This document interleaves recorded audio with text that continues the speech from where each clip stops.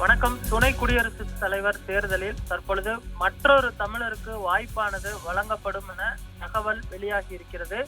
தற்பொழுது தேசிய ஜனநாயக கூட்டணியில் பார்த்தோமெனால் சிபி ராதாகிருஷ்ணன் அவர்கள் துணை குடியரசுத் தலைவராக தற்பொழுது வேட்பாளராக அறிவிக்கப்பட்டிருக்கக்கூடிய நிலையில் தற்பொழுது எதிர்க்கட்சிகளின் கூட்டணியான இந்தி கூட்டணி சார்பில் மற்றொரு தமிழருக்கு வாய்ப்பு வழங்க உத்தேசிக்கப்பட்டிருக்கிறது. இன்று மதியம் அதற்கான ஆலோசனை கூட்டமானது நடைபெற இருக்கிறது. இதில் டி.ஆர். பாலு, கனிமொழி உள்ளிட்ட முக்கிய திமுக சார்பில் பங்கெடுக்க இருப்பதும் குறிப்பிடத்தக்கது.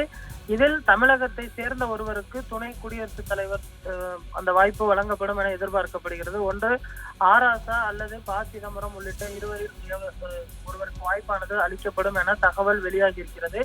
ஏற்கனவே 2026 சட்டமன்ற தேர்தலை முன்வைத்து தற்பொழுது சிபி ராதாகிருஷ்ணன் அறிவிக்கப்பட்டிருக்க நிலையில் தற்பொழுது எதிர்க்கட்சிகளின் சார்பிலும் பார்த்தோம்னால் தமிழருக்கு வாய்ப்பானது வழங்கப்படும் என எதிர்பார்க்கப்படுகிறது. ஏனென்று சொன்னால் தமிழருக்கு வாக்களிக்காத திமுக என பிரச்சாரம் செய்வதற்கு தற்பொழுது பாஜக திட்டமிட்டிருக்கிறது.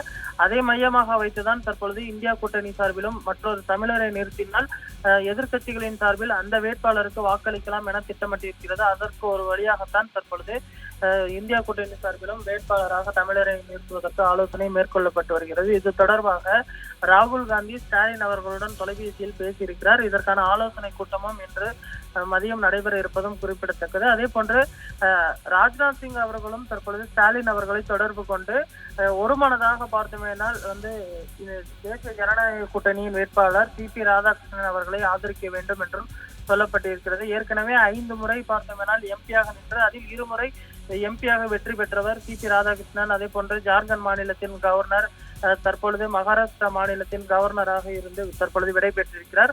பல்வேறு பொறுப்புகளிலுமே பதவி வகித்தவர் சிபி ராதாகிருஷ்ணன். அவரை ஆதரிக்க வேண்டும் என்றும் தற்பொழுது ராஜ்நாத் சிங் அவர்கள் பார்த்தோம்னால் ஒடிசா முன்னாள் முதல்வர் நவீன் பட்நாயக், அதே போன்று தமிழக முதல்வர் ஸ்டாலின் அவர்களை தொடர்பு கொண்டு பேச்சுவார்த்தை நடத்தியிருக்கிறார். இது ஒருபுறம் இருக்க தற்பொழுது எதிர்க்கட்சிகளின் சார்பிலும் தமிழரை வேட்பாளராக நிறுத்துவதற்கான அந்த ஆலோசனை மேற்கொள்ளப்பட்டு வருகிறது.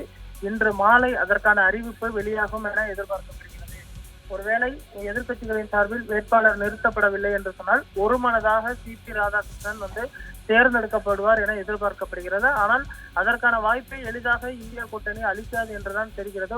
இதற்கான வேட்பாளர் அறிவிப்பு இன்று மாலை வெளியாகும் என எதிர்பார்க்கப்படுகிறது.